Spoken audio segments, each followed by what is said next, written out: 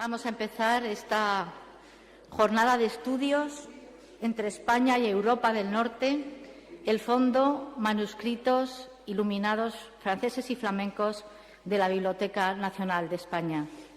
Jornada que ha sido organizada por Javier Docampo, nuestro director del Departamento de Manuscritos Incunables y Raros, y Samuel Gras, de la Universidad de Lille, a quienes agradezco muy sinceramente la organización de esta jornada y, sobre todo, el impulso que van a dar a este importante proyecto de la Biblioteca Nacional.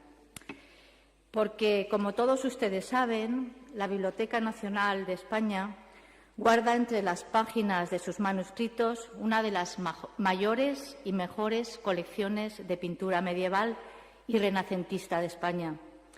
Podemos considerar en una primera aproximación que tenemos en torno a 800 manuscritos iluminados, pero que pueden albergar entre sus folios más de 10.000 miniaturas. Ha habido una exclamación de admiración que, desde luego, agradezco mucho porque ilustra muy bien lo que quiero decir a continuación. Una de las características más importantes de esta colección es la gran variedad de épocas y escuelas. Podemos encontrar desde manuscritos importantes del siglo IX, como por ejemplo el Códice de Metz, conocido por todos, hasta manuscritos del siglo XVIII. Además, todas las escuelas europeas de iluminación están representadas.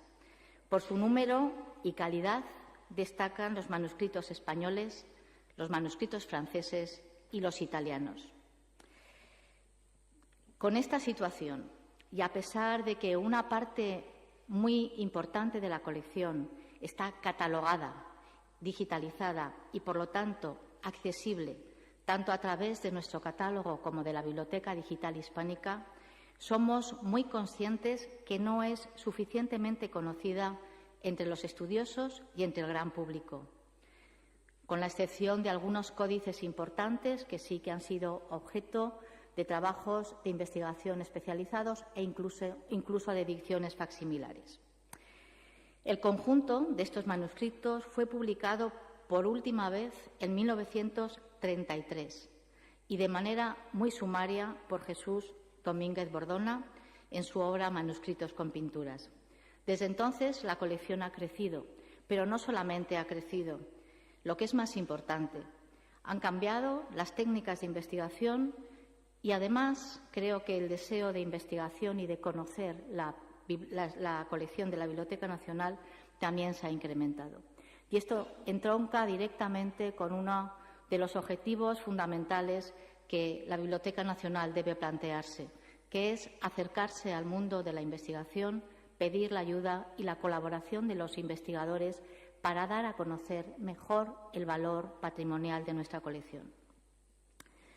Como todos ustedes saben, mucho mejor que yo, los manuscritos iluminados constituyen una de las principales modalidades artísticas de la Edad Media y el Renacimiento, especialmente en aquellos países como Francia o Gran Bretaña, en los que las sucesivas guerras y conflictos han destruido una parte muy importante de la pintura medieval, mural o sobre tabla que en estos países se conservaba.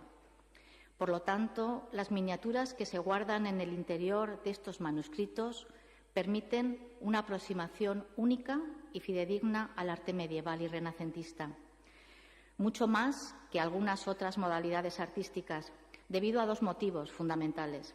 En primer lugar, que apenas han sufrido restauraciones. Y, además, los colores se han conservado mucho mejor porque están ocultos en las páginas de un libro y no han sido dañados por la luz. Además de este importantísimo valor artístico, la miniatura es una fuente insustituible para el conocimiento de la sociedad y de la cultura medievales. Aunque una buena parte de su temática es religiosa, el carácter íntimo de los libros hizo que fueran abundantes en ellos todo tipo de escenas relativas a la vida cotidiana. Así podemos encontrar escenas de vida de campesinos y burgueses, de nobles y de clérigos, podemos ver sus trabajos, sus fiestas, a menudo acompañadas de músicas y danzas. Incluso podemos descubrirles, mirar por la cerradura y verles en sus momentos amorosos y también en el instante de su muerte. Los manuscritos iluminados son también un reflejo de los grandes acontecimientos históricos de cada momento, las guerras, los grandes festejos del poder, las entradas reales, las coronaciones. Todo encuentra cabida entre sus folios. Es decir, el valor iconográfico es único e insustituible. Pero también el valor científico. No se puede entender la medicina, la botánica, la astronomía medieval sin recurrir a las miniaturas de estos códices.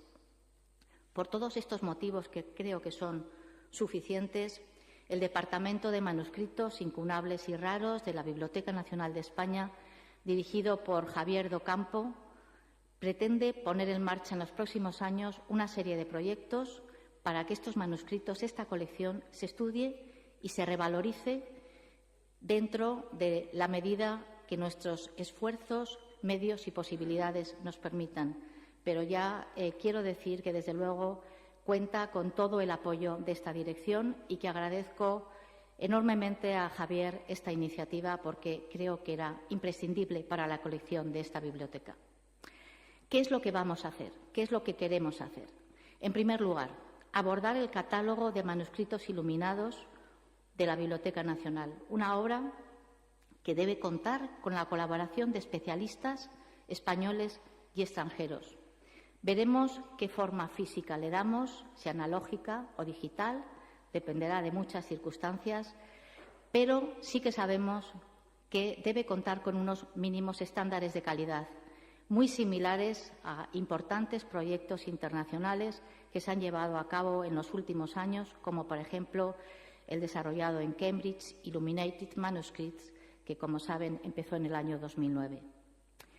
También nos proponemos catalogar todas las miniaturas de estos manuscritos de manera parecida a lo que se hizo en el Departamento de Bellas Artes y Cartografía hace ya años con la catalogación de los libros impresos ilustrados. Todo este resultado deberá verse reflejado en el catálogo de la Biblioteca Nacional de España, siguiendo un modelo muy parecido al que se ha puesto en marcha en la Morgan Library de Nueva York. Como resultado de todos estos proyectos, aspiramos, nos gustaría convertirnos en el principal centro de investigación y difusión de esta modalidad artística, mediante la celebración de exposiciones, cursos, conferencias y, fundamentalmente, mediante la colaboración con otras bibliotecas que conservan también manuscritos iluminados y, por supuesto, con el acercamiento siempre imprescindible a los centros, a las universidades y los centros de investigación. Para nosotros es fundamental. Hoy, con esta jornada, queremos dar el pistoletazo de salida de este proyecto. Esta jornada, como todos ustedes saben, la hemos coorganizado con la Universidad de Lille, donde un grupo de especialistas venidos de España, Francia y Portugal y Estados Unidos van a presentar los trabajos y los resultados de sus investigaciones en relación con la colección de manuscritos franceses y flamencos que se conservan en la Biblioteca Nacional. Es un conjunto de gran interés compuesto por unos 150 manuscritos pertenecientes en la mayoría a los estilos góticos y renacentistas, es decir, desde el siglo XIII hasta el siglo XVI. Solamente me queda agradecer la presencia de todos ustedes en este salón de actos de la Biblioteca Nacional, muy especialmente de todos los ponentes que han accedido a trasladarnos su saber, a compartir su conocimiento con todos nosotros, y a los dos coorganizadores. Javier, muchísimas gracias a todo el equipo del Departamento de Manuscritos Incunables y Raros por impulsar este proyecto que, desde luego, sin duda alguna, como ya decía, va a contar con todo el apoyo de esta dirección. Ojalá que lleguemos a buen puerto, ojalá que dentro de unos años podamos ver este sueño que hoy hemos tenido convertido en realidad. Para esto, como para cualquier otro proyecto que se emprende desde la Biblioteca Nacional de España, y sin duda alguna necesitamos de la ayuda de todos. Cualquier colaboración, sobre todo la que tenga como finalidad mejorar el conocimiento que se tiene sobre nuestra colección, no solamente será muy bienvenida, sino que sin duda alguna es imprescindible. Así que muchísimas gracias, que pasen una feliz jornada de aprendizaje, de compartir conocimiento y que esto sirva para dar a conocer mejor esta valiosísima colección que la Biblioteca Nacional de España conserva. Nada más. Muchas gracias a todos.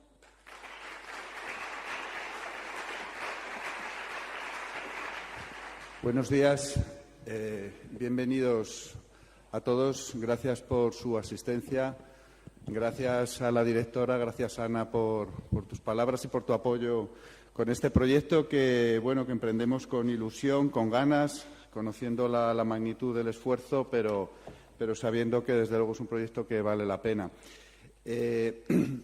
Antes de proceder a la primera conferencia que me corresponde a mí, quiero ceder la palabra a Marie Legaré, profesora de la Universidad de Lille y una persona que ha estado detrás de este proyecto desde el primer momento y también responsable de que se organizara una jornada en Lille hace un par de meses, que fue también el prearranque de este proyecto.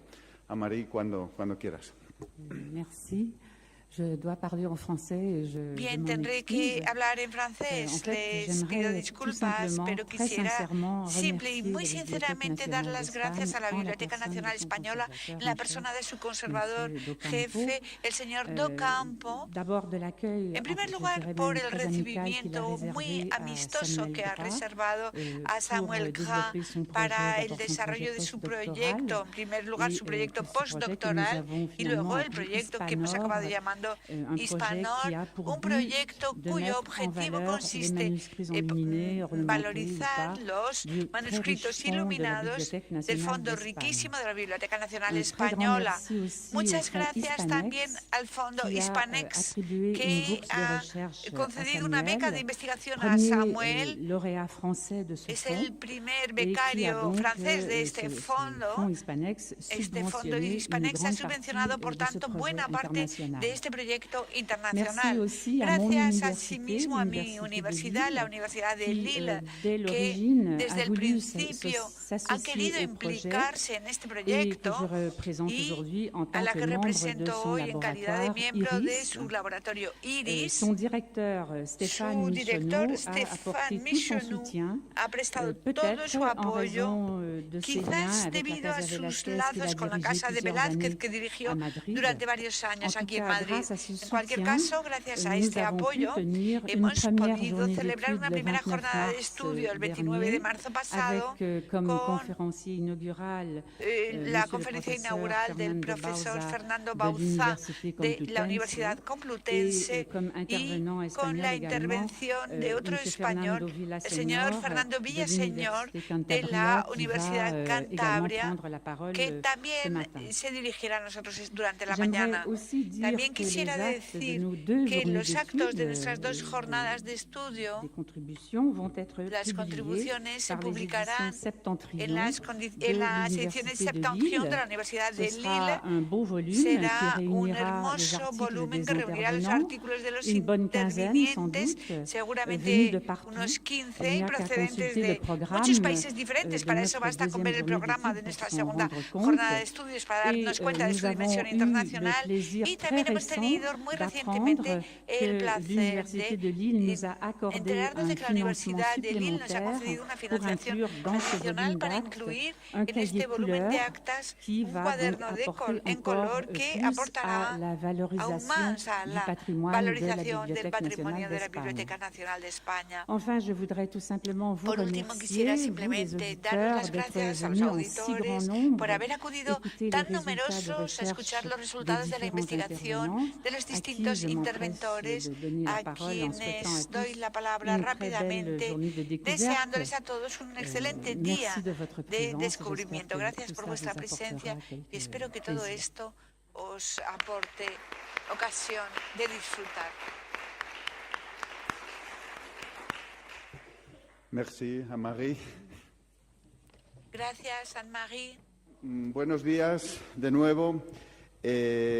Mi presentación, hoy vamos a asistir a una colección creo que de calidad, de nivel muy alto y de calidad también muy elevada respecto a algunos de los manuscritos que forman parte de esta colección de manuscritos iluminados franceses y flamencos de la biblioteca. Yo quería hacer una especie de presentación general, una especie de introducción a lo que vamos a oír hoy, no tanto centrarme en un manuscrito concreto. Algunas cosas ya se han adelantado en las palabras de la directora. ¿Se ve bien o está un poco desajustado, no? ¿O soy yo el que lo veo mal? Bueno. Se ha citado ya aquí y por ello no insistiré en el tema. ¿Cuáles son las cifras de la colección de manuscritos iluminados de la biblioteca? Hemos hecho un primer inventario que no está todavía acabado, pero creo que ya podemos dar estas primeras cifras de lo que tenemos en la biblioteca, entendiendo en un sentido amplio estos manuscritos iluminados, que en el caso de España, además, llegaron hasta fechas muy tardías a través de la decoración de ejecutorias y de privilegios. Como decíamos, una colección de en torno a 800 manuscritos iluminados, de unas 10.000 miniaturas, sin duda la principal colección que se conserva en este país, y una colección caracterizada por la gran variedad de épocas, de escuelas, con un especial foco en estos tres fondos, lógicamente el español, pero también magníficas colecciones de manuscritos franceses y, desde luego, italianos.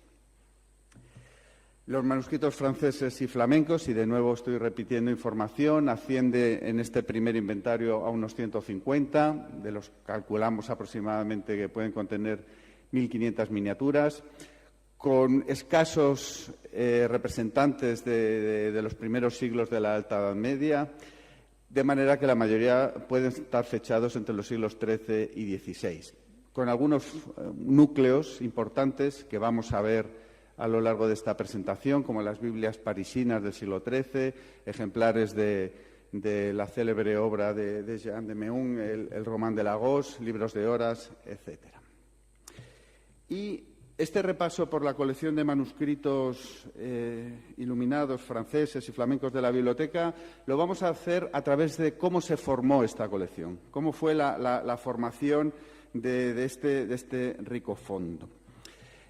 Cuando la Biblioteca Real Pública, germen de la futura Biblioteca Nacional, abre sus puertas en marzo de 1712, al año siguiente de la fecha que tradicionalmente damos de fundación, contaba ya con algunos importantes manuscritos iluminados franceses y flamencos entre sus fondos. Sabemos que estaban ahí desde fecha temprano, aunque no conocemos exactamente cómo llegaron a la colección. Es el caso de una de las obras maestras de este fondo, el libro de horas de Carlos VIII, nuestro muy conocido Vitrina 24.1, una obra, como saben ustedes, del taller de Antoine Bégard, iluminada en su mayor parte por el maestro de Jacques de Besançon, este maestro que recientemente Mathieu Deldic identificó con François Le Barbier, el hijo de otro iluminador.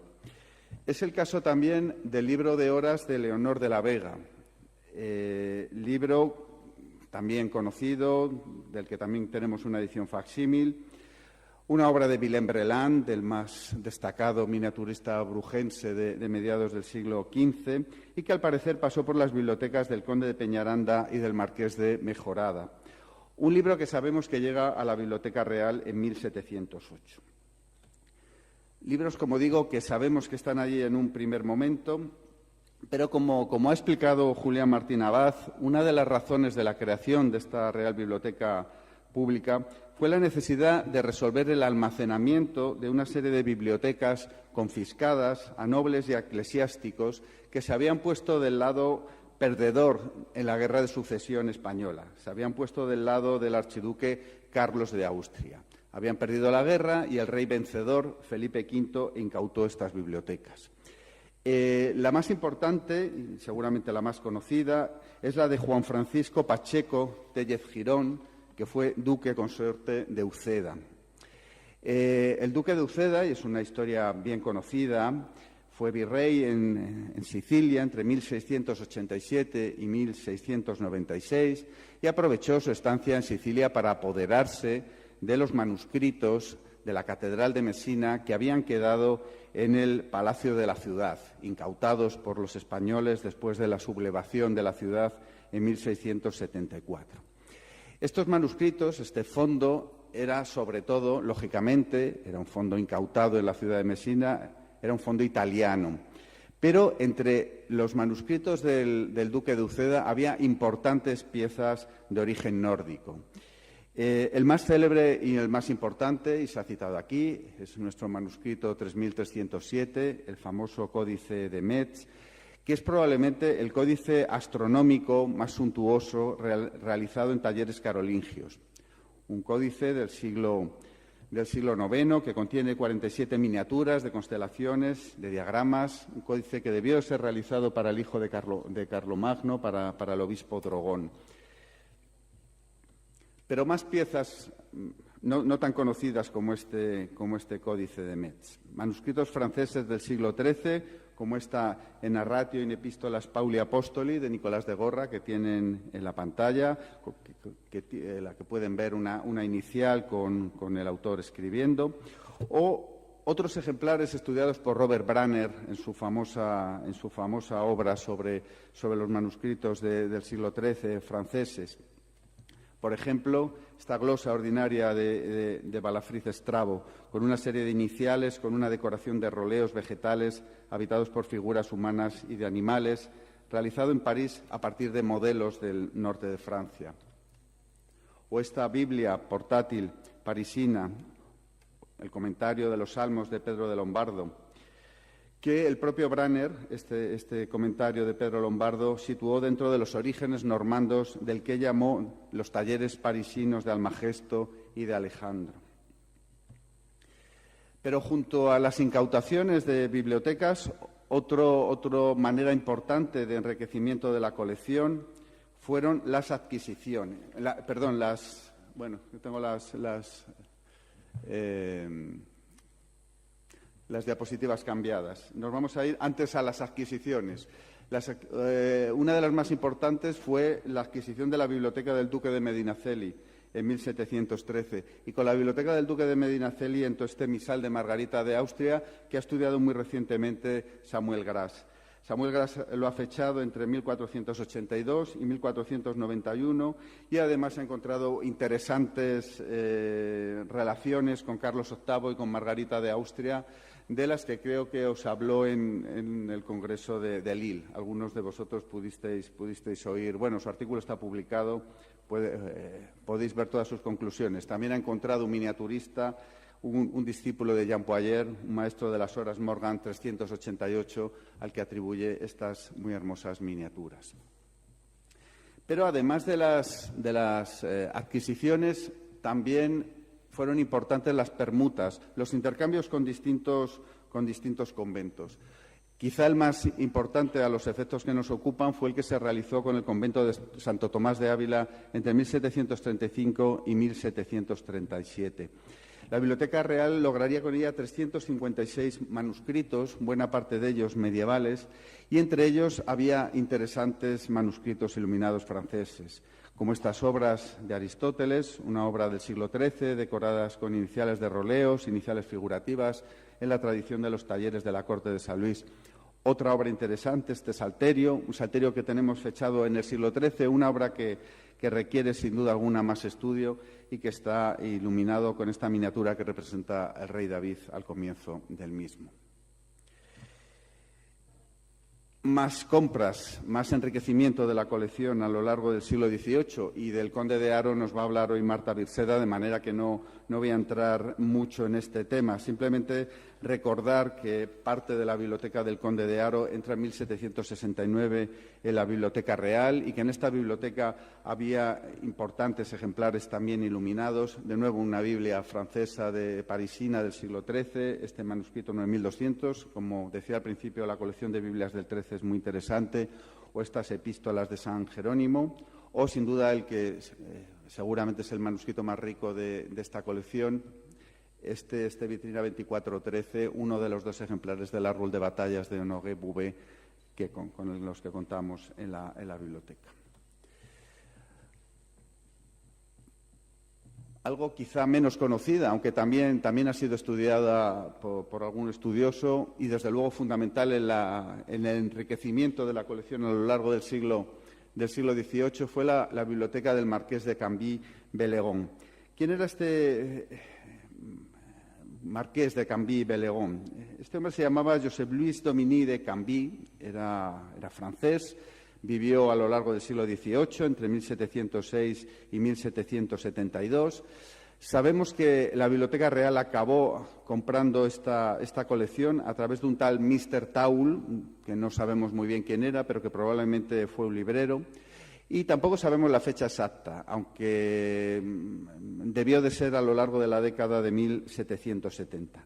Tenemos manuscritos, no voy a entrar mucho en este tema, simplemente voy a recordar ni tan siquiera la figura del marqués, que fue militar y que se asentó en la ciudad de Aviñón y que también logró, a través de la compra de distintas bibliotecas eclesiásticas y de bibliotecas de instituciones de la zona, por ejemplo, a la famosa Cartuja de Villeneuve-les-Avignon, cerca de la ciudad provenzal, logró una colección realmente interesante.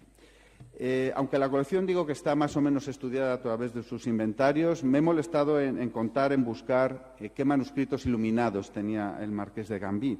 Tenía hasta 27, de los cuales 20 eran de origen francés, 5 italianos y otros de otras procedencias. En concreto hay un manuscrito catalán, creo recordar, y otro de origen germánico.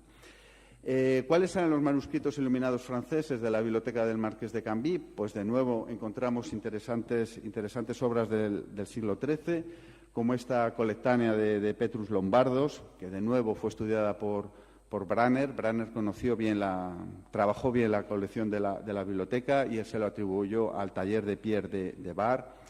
Encontramos esta leyenda áurea de Jacobo de la Vorágine, con esta inicial, con el autor escribiendo su obra, y más interesantes aún y más singulares dentro de la colección, este Res 8, este Facta Edicta Memorabilia o Factorum Edictorum Memorabilium de Valerio Máximo, o esta Consolación de la Filosofía de Boecio en la traducción francesa de Jean de Meun. 2 obras muy interesantes a mi juicio y que están pendientes, que están necesitadas de un estudio en profundidad. Aunque quizá la obra maestra de la colección del Marqués de Cambí fue este preciosísimo misal del obispo Bertrand de Casals, este misal de Aviñón, Res 10, iluminado con este espléndido doble folio, un misal que es conocido y ha sido estudiado por algunos especialistas, como la propia Josefina Planas, que nos va a hablar esta mañana, o por Francesca Manzari. Salimos del siglo XVIII y llegamos al siglo XIX, cuya segunda mitad fue una etapa espléndida para la Biblioteca Nacional. De alguna manera, las colecciones de fondo antiguo encontraron en esta segunda mitad del siglo XIX su configuración casi definitiva. Y el enriquecimiento de esta colección se hizo a través de 2 grandes mecanismos. El primero fueron las desamortizaciones. Es decir, como bien saben, las sucesivas incautaciones de bienes, fundamentalmente de la Iglesia, que realizó el naciente Estado liberal a lo largo de este siglo.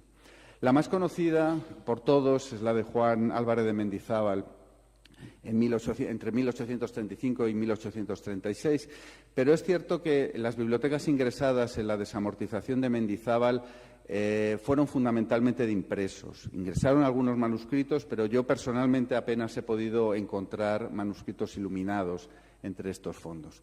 Fueron mucho más importantes las desamortizaciones posteriores y especialmente la desamortización de 1868. En 1868, una revolución, la bien conocida Gloriosa, sitúa en el gobierno al general Serrano, que nombra como ministro de Fomento a Manuel Ruiz Zorrilla. Es este personaje que tenemos aquí y que el primer día del año siguiente, de 1869, promulga un decreto de incautación del tesoro bibliográfico, documental y artístico de la Iglesia, por la que se intentaba incautar todo, ni más ni menos que el tesoro que la Iglesia española mantenía todavía en sus manos.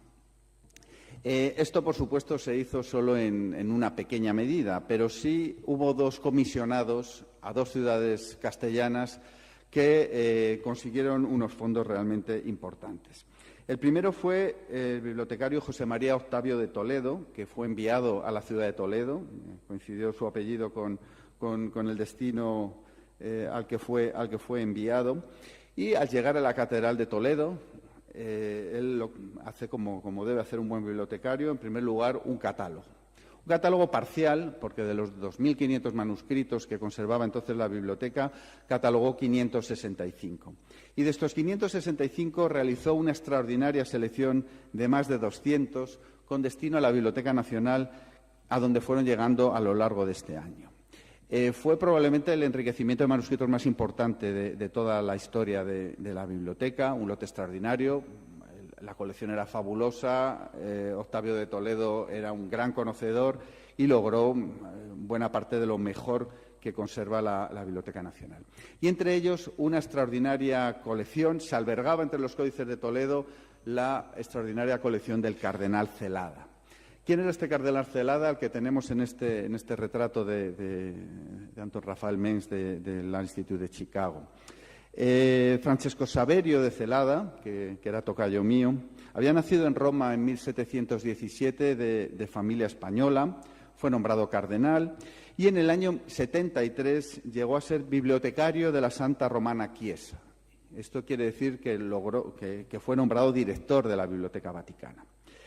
Entre medias, Celada formó una fabulosa colección de unos más de 1.500 libros, entre los cuales los códices formaban un grupo pequeño pero muy selecto.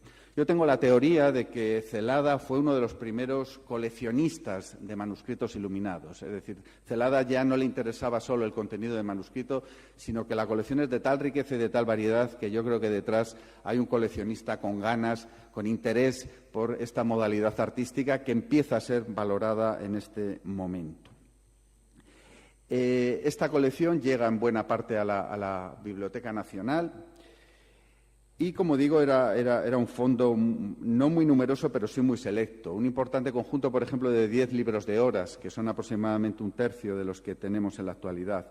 Obras desde el siglo XIII, como este Salterio y libro de horas que perteneció a la familia Alanquier, en la que se unen un salterio brujense fechado a mediados del siglo XIII y un libro de horas francés ya del XV, o estas horas Clinton, una obra estudiada por Alison Stones, que lo atribuyó a un llamado maestro de Carlomagno, dos obras de gran interés.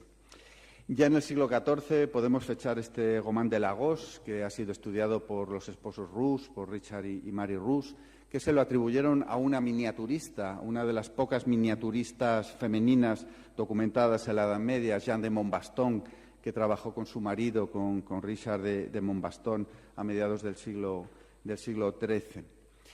Tenemos otra obra pendiente de estudio, estas instrucciones touchant l'effet de la guerre, que tenemos fechada en el siglo XV, aunque bueno, es posible que esté ya casi en la frontera con el siglo XVI. Una obra en la que aparece armado el rey de Navarra y conde de Foix, Francisco I, apoyado Febo o Febí. Más libros de horas. Este libro de horas de la reina de Suecia, por la inscripción que tiene, que fue atribuido, a mi juicio correctamente atribuido por Dominique van Biesberge a Jean Marcand, este importante e interesante miniaturista que trabaja en Lille, en Tournai, a finales del siglo XV. Un libro de horas de uso de Rouen, de los varios que tenemos, de nuevo pendientes de estudio. El famoso e importante y bien conocido libro de horas de Carlos V, al que vamos a dedicar próximamente nuestros esfuerzos Samuel y yo, o este Evangeliario de Carlos de Angulema, del que no les digo nada porque nos va a dar una conferencia sobre él Josefina Planas. obras flamencas, obras del grupo de los Roleos de Oro, como estos dos que tienen en la pantalla, este Res 54, más sencillo, más modesto, o una pieza más interesante, pero dentro de este mismo taller flamenco del segundo cuarto del siglo XV, este Vitrina 25-4. Más obras flamencas, este Vitrina 24-10, un libro de horas que fue conocido a raíz de la edición facsímil como Libro de horas de los pecados capitales. Bueno, un título un poco extraño para una obra de devoción, una obra que ha interesado mucho a los investigadores, que ha sido estudiado por Josefina Planas y recientemente por James Marrow, que ha ido dando distintos nombres al miniaturista que iluminó sus páginas. O este Vitrina 25-2 de San Agustín, una obra fabulosa en grisalla, hecha para los duques de Borgoña, caligrafiada por el más célebre de los calígrafos de los duques de Borgoña, por David Aubert, y con miniaturas del maestro de Girard de Roussillon. Y luego una serie de libros también llegaron de la Catedral de Toledo, de los que no tenemos la constancia de que estuvieran en la biblioteca del cardenal Celada, pero que son también obras importantes. Esta obra que fue investigada por Elizabeth Burin en su libro sobre la miniatura de Lyon y le dio un nombre al miniaturista e incluso al calígrafo, esta ópera omnia de San Ambrosio, una obra interesante.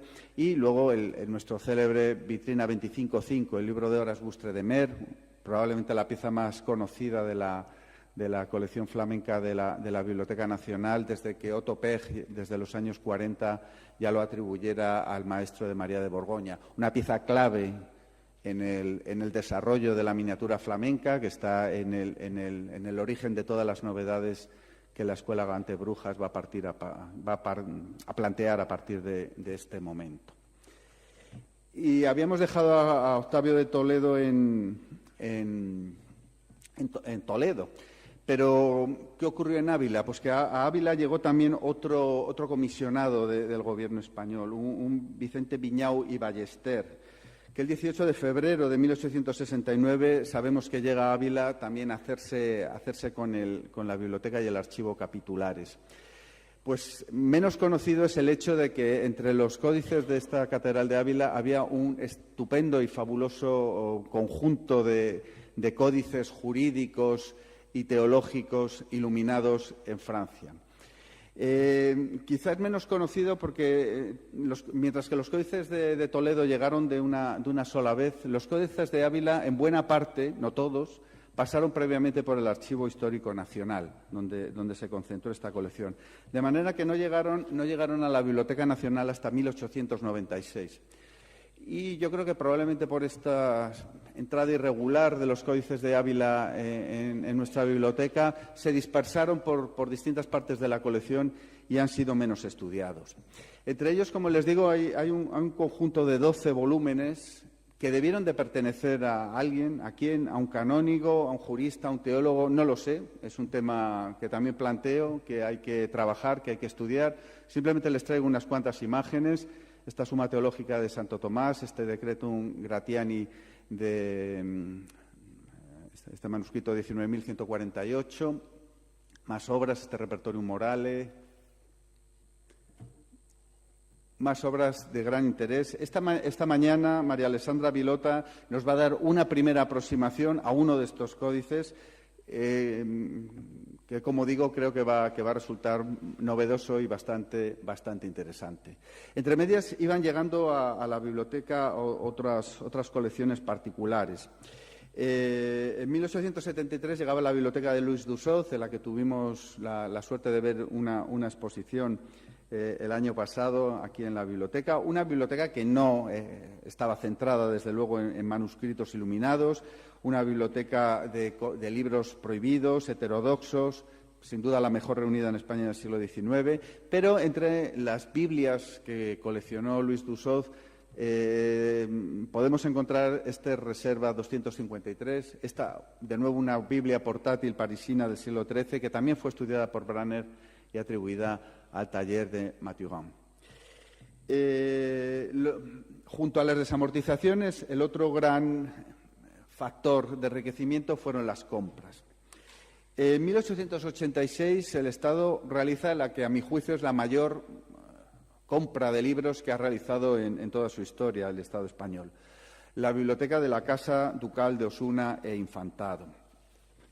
Una compra detrás de la cual está, bueno, pues una historia casi legendaria, que es la ruina de Mariano Tellez Girón, el 12º duque de Osuna y 15º duque del Infantado, una figura, bueno, sobre la que se han publicado novelas recientemente, que se dedicó en unos pocos años a dilapidar, a tirar por la borda una de las grandes fortunas de este país. Lo que sin duda fue una desgracia para la Casa de Osuna, pues bueno, fue una suerte para el Estado español, que, como digo, podía adquirir en 1886, como decía, esta biblioteca formada por unos 32.000 impresos y por unos 4.000 manuscritos.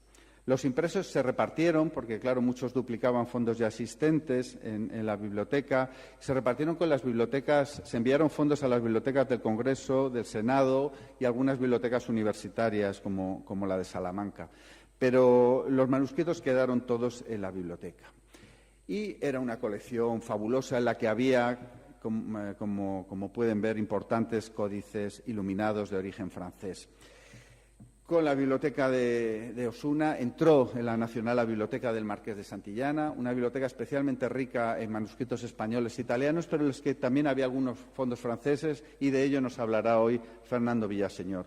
De nuevo nos sale la obra de Honoré Bouvet, este árbol de batallas iluminado, Biblias del siglo XIII, como este Res 188, este curioso Mapemont de Gossuin de Metz, que de hecho creo que ahora mismo está expuesto, sí, lo digo bien, en la exposición Cosmos, que tienen aquí abierto en la biblioteca, y los libros de Juan Fernández de Heredia, el gran maestre de la Orden de Jerusalén, que trabajó en la corte papal de Aviñón, y fueron libros iluminados en la ciudad de nuevo de Aviñón, según Francesca Manchari, en los talleres aviñoneses de Jean de Toulouse y de Sancho Gontier entre 1385 y 1396.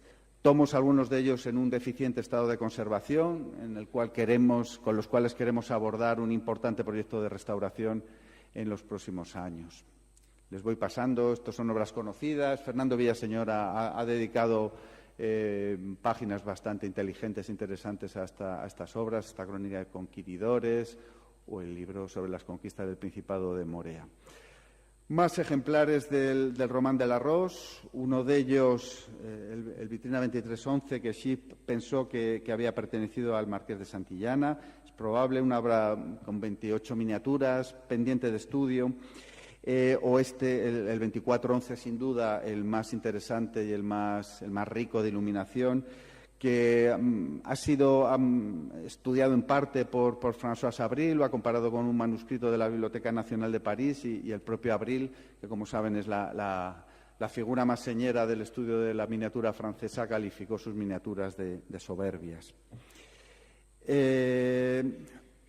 Gótico internacional parisino, también estaba representado en la Biblioteca de Osuna.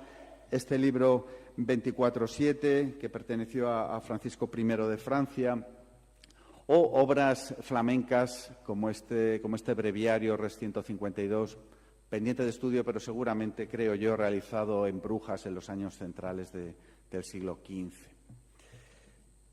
No me quiero alargar mucho, voy a ir pasando diapositivas con cierta velocidad. Recordar la figura de Pascual de Gallangos, cuya importante biblioteca entra en este momento en la Nacional.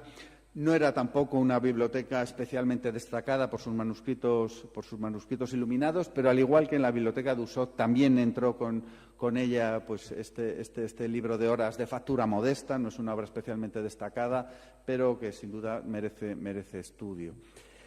Una figura muy interesante y un momento muy interesante fue la llegada entre 1903 y 1904 de los libros que procedían de la biblioteca de Eugenio de Izquierdo de Rivera y Lazaún, un personaje que había vivido en la segunda mitad del siglo XVIII, entre 1745 y los primeros años del siglo XIX y 1813, un científico y diplomático que actuó como representante oficioso de Manuel Godoy en París y allí formó una muy interesante biblioteca y colección de estampas. Buena parte de las mejores estampas de Rembrandt, por ejemplo, de la biblioteca proceden de la colección Izquierdo, y entre ellas había un muy interesante conjunto de 5 libros de horas, 4 franceses y 1 flamenco. Yo también creo que aquí estamos ante una primera fase de coleccionismo de este tipo de materiales. De luego no creo que Izquierdo utilizara estos libros de horas para rezar. Piezas muy destacadas como este Vitrina 25.1 que algunos de los participantes de esta jornada han tenido ocasión de ver estos días. Una obra que ya fue estudiada por Millarmis, con miniaturas del que en un momento dado llamábamos maestro de Boucicaut y que ahora atribuimos al maestro de la Mazarina y también al maestro Egerton. Este precioso libro de horas de Roland, del que nos va a hablar hoy Gregory Clark. Libros de horas de la Escuela de Rouen, como este Res 161, o libros de horas flamencos como este Res 189. Llegamos ya al siglo XX, que no fue un momento tan brillante en el enriquecimiento de la colección de la biblioteca como pudo ser el siglo XIX. Es más, fue un momento en que las colecciones de la biblioteca, como consecuencia de la guerra civil, corrieron serio peligro. Gracias a Dios lograron salir ilesas. Y en la Biblioteca Nacional se incautaron por parte del Estado un grupo numeroso de bibliotecas particulares. La mayor parte de estas bibliotecas fueron devueltas después de la guerra, pero algunos ejemplares no fueron devueltos y se quedaron aquí. Y entre estos ejemplares cito dos obras muy interesantes. Este libro de horas de la familia Velasco, este manuscrito 21.547, que fue el objeto de mi tesina hace ya muchos años, y en el que pueden ver miniaturas de magnífica calidad debidas al maestro de Luisson, miniaturas hechas hacia 1410, como esta Anunciación, o este otro desconocido hasta hace muy poquito, estos sufragios de un libro de horas, 21.551, de los que nos va a hablar hoy Lorraine Ungeuer. En los últimos años se han podido, cuando los presupuestos eran benévolos, se han podido adquirir algunas piezas importantes. En 1984 se compraba un pontifical que ha estado sin estudiar hasta fechas muy recientes y que va a ser hoy el objeto de la comunicación de Samuel Gras. Y en fechas aún más recientes, en el año 2007 en concreto, se compra este libro de horas flamenco, un libro de factura sencilla, si queremos, corriente, pero de interés y también pendiente de estudio.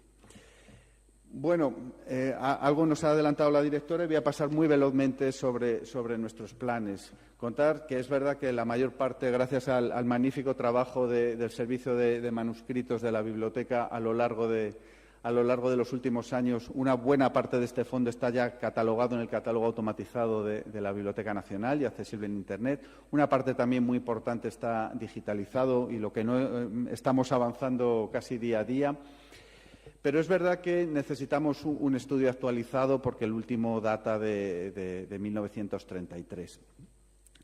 Este proyecto, al que le hemos puesto este working title, este título provisional de Codex, queremos hacerlo en 3 fases, a ver si, bueno, seguramente que luego los tiempos se alargarán, pero bueno, vamos a ser optimistas y pensar que en una primera fase vamos a abordar los manuscritos franceses flamencos y del resto del norte de Europa, que es una pequeña colección, de aquí al año 19, 20 quizá, que a continuación vamos a meternos con los manuscritos españoles y dejaremos en último lugar la colección de manuscritos italianos y bizantinos. Bueno, es un plan ambicioso, pero hay que serlo. ¿Qué queremos hacer en cada una de estas fases? Por supuesto, identificar lo que tenemos, elaborar fichas completas, actualizar los datos en nuestro catálogo y, como también se adelantaba, catalogar cada una de las miniaturas. Bueno, esto ya más o menos es repetir lo que ya vengo diciendo. El modelo de ficha, que por supuesto quiere ser una ficha que contenga una descripción codicológica precisa, procedencia, analizar bien los textos y, por supuesto, las miniaturas. Y luego, a mí me gusta mucho, siempre me ha parecido un modelo y vamos a intentar seguir el modelo de la Morgan Library de Nueva York, que, como saben, tiene no solamente todos sus manuscritos catalogados, sino además cada una de las miniaturas que contiene disponibles en su página web. Es un proyecto además muy interesante para nosotros como biblioteca porque es una catalogación bibliotecaria, es una catalogación hecha en formato MARC, con lo cual tenemos ahí un modelo muy en fin, muy interesante a la hora de abordarlo desde aquí. No es un modelo, digamos, hecho desde un museo o con un tipo de ficha o de base de datos que se hayan podido inventar, más o menos interesante, sino un modelo propiamente bibliotecario y que, como se puede comprobar en esta experiencia, pues funciona muy bien. Pues me he alargado más de lo que quería, pero nada más y muchas gracias.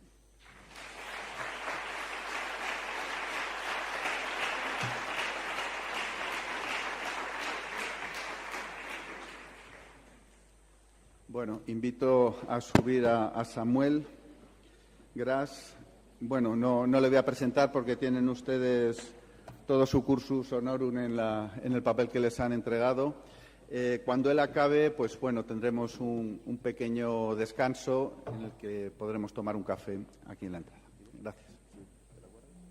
Y luego aprovecho del momento para agradecer, por supuesto, a todo el mundo, a Javier, con quien colaboro en el día a día, pero también a todo el personal de la biblioteca, porque siempre que estoy aquí, pues siempre es un placer, todo el mundo está muy, muy amable, todo el mundo intenta ayudar, o sea, es buen momento para decir las gracias a toda la gente que trabaja aquí, desde la cantina hasta los profesionales que están encargados de temas muy concretos, porque para mí es un placer estar con vosotros.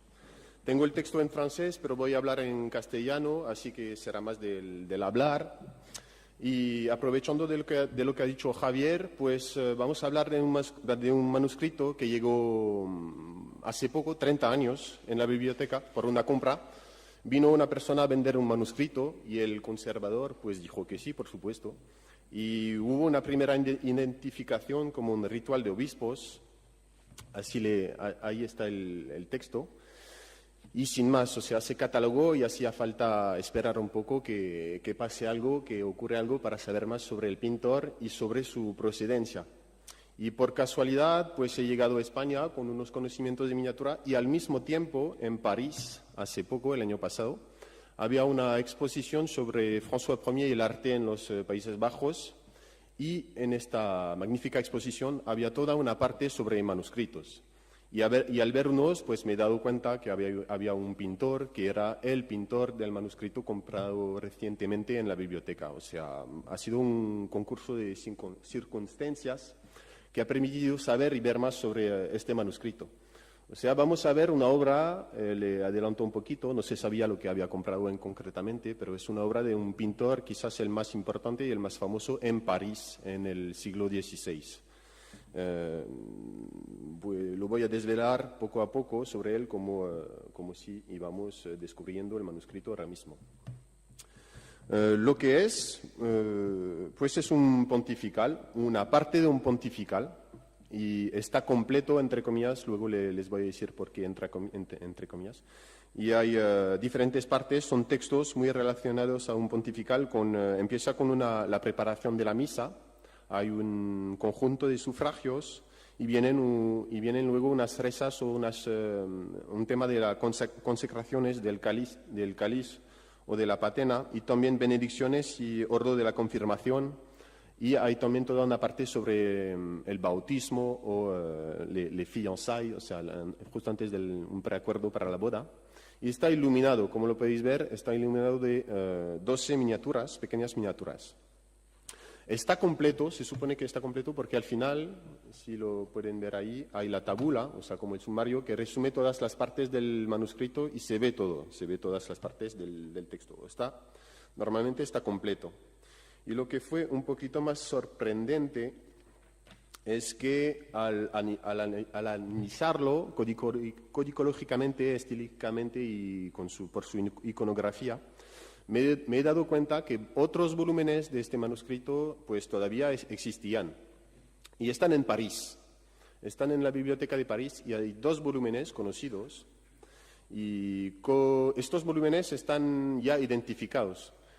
Como lo pueden ver, hay armas que sería de gules, o sea, de un fondo rojo con león de plata. Y se pueden ver, se me olvidó, lo quería ver en el vocabulario, la mitra y la cross. Eso no se dice en español.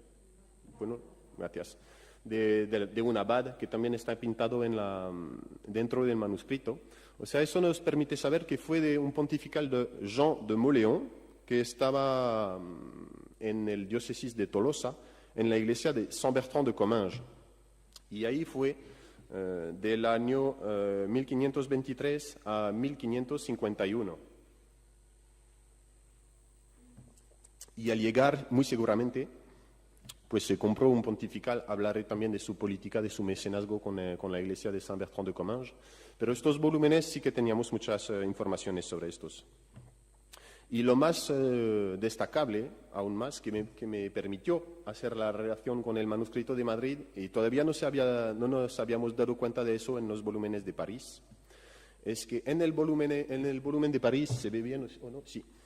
En una de su manta aparece también el color rojo de gules, con los leones de plata, que identifica el abad al propio Jean de Mauleon. Y eso no lo habíamos visto todavía en el pontifical de París. Y lo que me sorprendió, y no lo he visto a primera vista, es que en el manuscrito de Madrid, dos veces, se nota otra vez el manta de color rojo, nuevamente con estos leones de plata. O sea, ya está casi seguro que es la misma persona y que el volumen de Madrid es una parte del pontifical que ya dividido en varias partes, y unas están en París y ahora otra está en Madrid. Y es totalmente inédito este manuscrito. Además, hay varios elementos que me permiten decir que refuerzan la hipótesis que es un manuscrito inédito de los volúmenes de París por otras razones que van con esto. Por ejemplo, uno desaparecido es que cada volumen del Pontifical de París está introducido por una miniatura a plena página.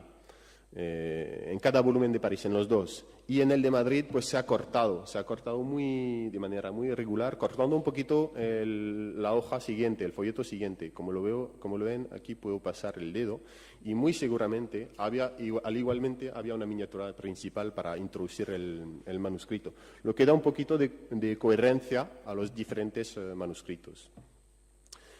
Al igual, hablando del texto del pontifical, son tres partes que se combinan. O sea, las rezas de uno con el otro funciona, todo se encadena bien. Es una versión propuesta por el Piccolomini en el año 1485, y luego se hicieron réplica del texto. El texto de los tres volúmenes es parte del Piccolomini y las rezas se combinan bien. Lo que es además muy interesante es que todavía no están todas las rezas. O sea, puede ser que haya un cuarto volumen que esté en una colección privada o en alguna parte del mundo. He visto, por casualidad, buscando cositas, he visto 50 folletos en una colección americana, y podría ser que sea también una parte del volumen de Jean de Mauleon.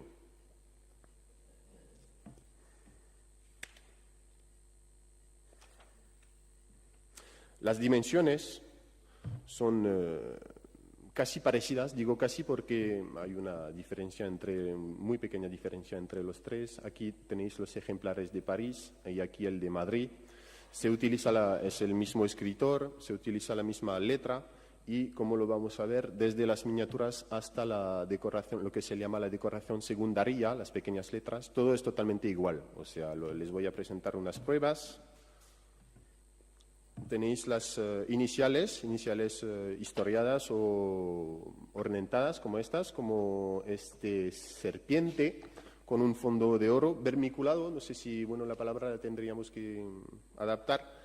Y con acantes también. Todo el vocabulario de esta decoración es lo mismo. Al igual que cuando se empieza una reza, como lo podéis ver, hay unas flores que salen del inicial y se puede ver en los tres manuscritos. Estos elementos son bastante sintomáticos para decir que el autor de la decoración pues fue el mismo, el ornamentista. Si vamos incluso hasta las letras de pequeños tamaños, como lo pueden ver, he puesto ejemplos de lo que se hizo, de cómo se fomentó en el manuscrito de Madrid, utilizando letras prismáticas con un modelo con el color negro o verde, y con pequeños animales por dentro. Se puede encontrar como el búho, vais a ver, voy a practicar mi vocabulario de animales, mariposas, hay perdices, también hay otros, y se pueden ver en los 3 manuscritos, al igual que se utilizan también letras doradas con una especie de vocabulario vegetal, y también es muy probante la letra D que se encuentra en el manuscrito de Madrid, que está utilizada también en el manuscrito de París, en cada de los 2. Y a veces lo que se encuentra al final de la línea, para no dejar el espacio vacío, podéis ver lo que se llama bout de ligne, final de línea, y son del mismo estilo. O sea, vais a ver una cruz dorada con un fondo azul y también unas líneas blancas, pues se utiliza de la misma manera en el manuscrito de París, en los 2. Y muy precioso, muy elegante y muy típico de una zona, de un taller, del cual voy a hablar luego. Todo lo que es, lo que acabo de decir, acabar la línea, decorar la línea, y vais a ver una decoración muy típica, que no se encuentra en muchas partes, y la decoración utilizada en el manuscrito de Madrid, pues como lo pueden ver, se utiliza también en el manuscrito de París. O sea, lo que puedo demostrar es que fue para el mismo posesor, el mismo destinario, que todo el texto en su escritura ha sido escrito por la misma persona, que la decoración secundaria también ha sido hecha por el mismo, la misma persona, se podría ya llamar iluminador o ornamanista, pero también lo podemos ver, por supuesto, la preciosidad del manuscrito, es que luego lo hablo, es que ha sido probablemente por el mismo pintor, el mismo taller. Llegando a la biblioteca en el año 87, pensaba yo, me dijiste 84, creo que fue 87, bueno, en los años 80, ¿qué se sabe de los 3 manuscritos actualmente? La parte a la derecha, en el siglo XVII, se sabe, 17-18, se sabe que perteneció a un marechal, Adrien Maurice, marechal de Noailles, o sea, un personaje importante cerca del rey Luis XIV, que tuvo una biblioteca importante, y a él le perteneció muchos manuscritos. No se sabe, todavía no he encontrado, quizás se sabe, pero no lo he encontrado, no sé cómo adquirió estos manuscritos, estos volúmenes. Y lo que he podido comprobar es que varias encuadernaciones de estos manuscritos han sido hechas de nuevo por él, utilizando el terciopelo rojo, y se puede ver varias veces en su colección, lo que no es el caso con el manuscrito de Madrid. Y también el tamaño del folleto no es lo mismo. Eso se puede explicar porque a lo largo de su historia puede ser cortado un manuscrito. O sea, han sido separados bastante temprano en su historia. Tenemos un vacío entre las manos de Jean de Mauléon, el abad, hasta la Biblioteca Nacional. Pequeñas pruebas, de momento, pues sí, les puedo dar, finalizando con el tema del Maréchal de Noailles. Su colección ha sido adquirida por la Biblioteca Nacional francesa, así pasó a la colección pública. Antes no se sabe. No se sabe desde los años 1550, más o menos, hasta 400 años más tarde. Pero tenemos pequeños índices y nos permite pues, saber unas cositas. Porque luego se ve su estado actual. Se le han quitado muy probablemente la miniatura inicial, a plena página, y también se le quitaron una, no sé por qué uno, pero menos mal, una en el texto, y apareció también unos índices de que fue en una colección importante. No solo porque el manuscrito está bastante húmedo, con unas manchas de humedad o algo, eso significa que durante un tiempo su conservación no ha sido buena. Al revés, en mi opinión, el manuscrito perteneció durante su época, su historia, en una colección bastante importante, bastante buena. ¿Por qué lo digo? Porque ahí en el primer folio está cortado la parte de arriba y muy a menudo eso significa que había como un inventario o una asignatura que decía dónde se encontraba el manuscrito. Hay otro ejemplo en la Biblioteca Nacional, lo ha presentado Javier, o sea, hay un misal que perteneció al duque de Medinaceli, y hacía lo mismo, ahí apuntaba la asignatura y una pequeña frase. con una asignatura que se podía quizás adivinar un 12. No la he puesto. Pues. Y se ve al revés, o sea, la tinta se ve por el otro lado y reaparece en el tronco, en el corte. 8 o 9 o un 8, 12. Creo que es un 8 porque se ve mejor el 8 en el negativo de esta. O sea, eso sería una asignatura y perteneció a una biblioteca un poquito más importante. Último elemento que me permite pensarlo es que, como lo pueden ver, aquí hay como manchas pintadas al estilo de mármol, ojos azules, cositas así. Y eso fue muy de moda en el siglo XIX. 18 un poquito y más en el 19. O sea, la gente que tenía biblioteca importante, para darle un toque diferente, pintaba así el corte de los libros. Y permite pensar con la asignatura que el manuscrito perteneció a una colección más importante. Lo bueno ahora, por supuesto, sería encontrar otros manuscritos que tienen esa decoración. Y si podemos, pues si hay un posesor, luego hay lienzos que establecer entre estos manuscritos. Y para hablar del pintor me queda un minuto. Menos mal, porque es un follón tremendo. Bueno, corto la alarma, así no me va a decir para, por favor. Rápidamente. El taller, pues, es trabajo de Mira Hors, que su tesis la hizo en los años 70. Y encontró en el siglo XVI varios manuscritos y ha visto varias manos. Y dio un nombre a cada mano o a las principales. Como lo pueden ver, el maestro de las epístolas del Getty, el maestro de las Horas Rosenwald, el maestro de Henri II, o sea, manuscritos, y fue a la vez un conjunto porque tenían el mismo estilo, la misma técnica y pertenecieron al mismo entorno artístico. Eso fue en los años 70.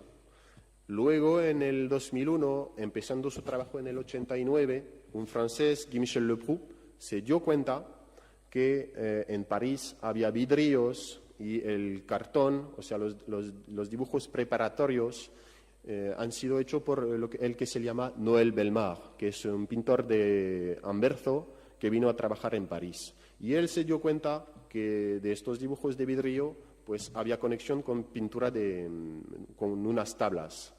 Y al darse cuenta de eso, al estudiarlo, se dio cuenta que los modelos o la técnica de tabla permitía establecer, lo he puesto hecho ahí, unas conexiones con miniatura. Motivos que reaparecen, la técnica que reaparece, la manera de trabajar con el vestido, como lo pueden ver aquí, es muy destacable. Y se dio la hipótesis que de todo el conjunto ese había un jefe, un taller principal con Noël Bellemare de cabeza. Y Noël Bellemare quizás tenía asistente que trabaja en su estilo, a su manera.